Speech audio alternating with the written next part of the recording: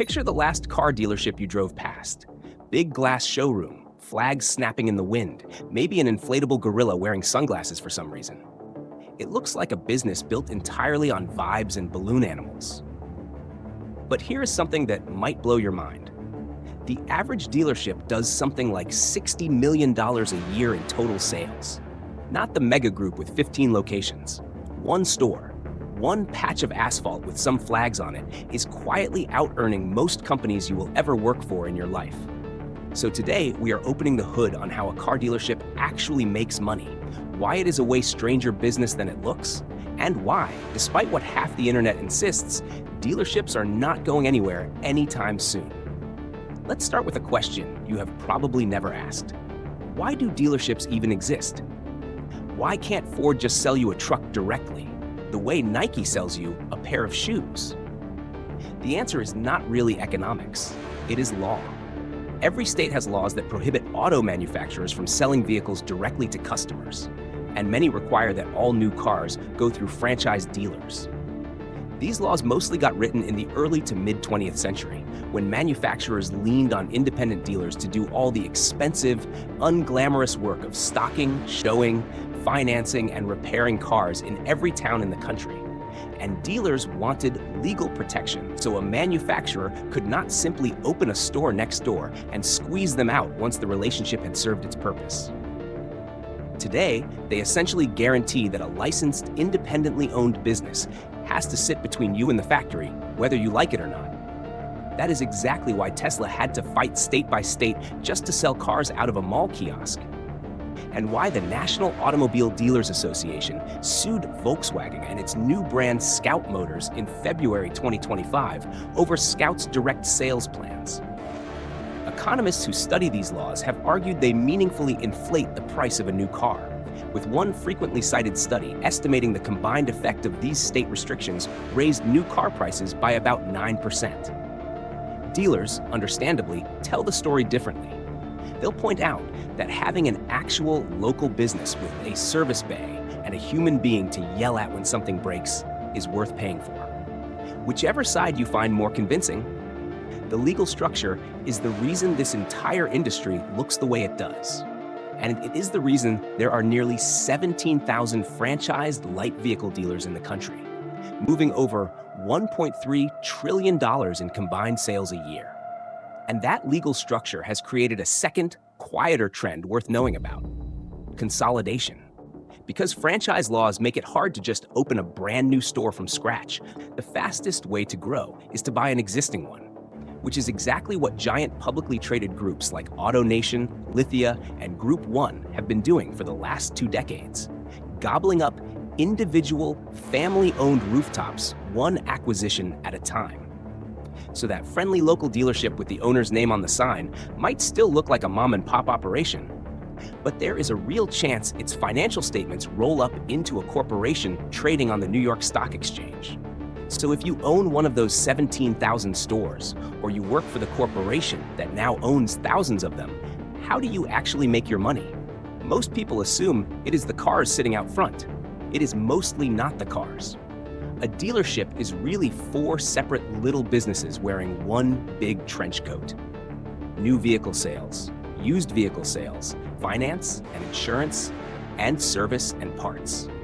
And the gap between how much revenue each department brings through the door versus how much profit it actually keeps is where this whole story gets interesting. Start with new cars, because that is the department everyone assumes is the moneymaker. And it is actually the thinnest margin of the bunch. New vehicles make up about 58% of a dealership's total sales, but less than 26% of its total gross profit. Average gross profit on a new vehicle has been sliding, landing around $2,247 for a typical store, while luxury brands hold up better at closer to $5,679. And here's the part your salesperson really does not want you to know about: something called dealer holdback. Manufacturers quietly inflate the invoice price of every vehicle by 2 to 3% of MSRP, then pay that money back to the dealer later, usually every quarter. It is not exactly a scam. It's meant to help dealers cover floor plan interest and other costs, and it also lets them advertise at invoice pricing while still turning a real profit. But it does mean that when someone swears up and down they're losing money selling you a car at invoice, they're often still walking away with a few hundred quiet dollars nobody mentioned. Layer manufacturer incentives and volume-based bonuses on top of holdback, and a dealer can sell you a car that looks like a charity donation on paper and still come out fine. That's also why the last weekend of the month or quarter is famously the best time to buy.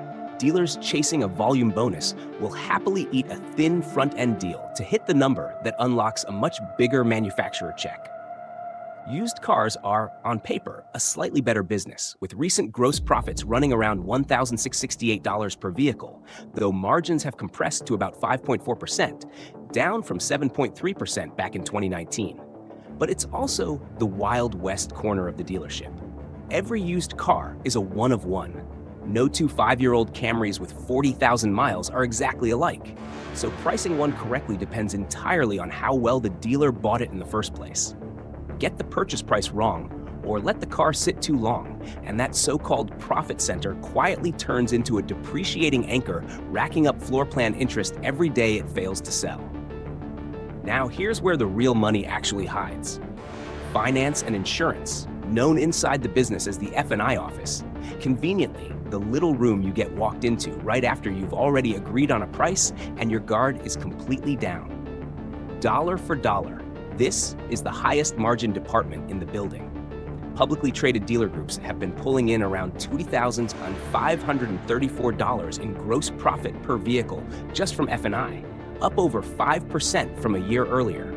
A mix of arranging your loan and keeping a cut of the interest rate, plus selling extended service contracts, gap insurance, and whatever else is on the menu that day. That number has actually hit its highest level in 5 years, even while profit on the vehicle itself has been sliding the other direction, which tells you a lot about where dealerships have quietly been shifting their attention. It's also not an accident that the F&I manager is frequently the highest paid, most tenured person on the sales floor. Unlike a salesperson chasing a thin front-end commission, they're working almost pure margin on every product they attach. But even F&I isn't the true backbone of the business. That title belongs to the department most customers barely think about on their way out the door: service and parts. Here's a genuinely wild statistic. Parts and service combined generate roughly 49.6% of a dealership's total gross profit out of only about 13% of its total revenue. Read that twice. An oil change, a brake job, a warranty repair. All that unglamorous work happening behind the showroom produces roughly as much profit as the new car and used car departments put together. And it happens at a staggering scale. Across the industry, dealerships write more than 276 million repair orders a year, adding up to over $164 billion in service and parts sales. The reason is that labor is absurdly high margin. Service labor margins run somewhere between 65 and 75%. For every dollar of labor billed, the dealership keeps 65 to 75 cents as pure profit, since there's no inventory risk and no floor plan interest eating into it. Dealers even track a metric for this, called the fixed operations absorption rate, which measures whether service and parts alone generate enough profit to cover the entire store's overhead. The industry average sits around 68.1%, while top performers push past 90%, and some elite stores reach as high as 115%, meaning every car they sell that month is pure, unencumbered profit because the service department already covered the light bill on its own. None of these 4 departments run for free, though. Owning a dealership is brutally capital intensive, starting with floor plan financing, essentially a giant revolving credit line that exists purely to buy cars. A dealer doesn't pay cash for the vehicles parked out front. A lender fronts the cost. The dealer pays daily interest on it while the car sits there and pays off the balance the moment it sells. It's a fantastic system when inventory moves fast. It's brutal when it doesn't, and lately it hasn't been. Net floor plan expense per unit rose about 39% in a single quarter recently, an increase of roughly $139 per vehicle.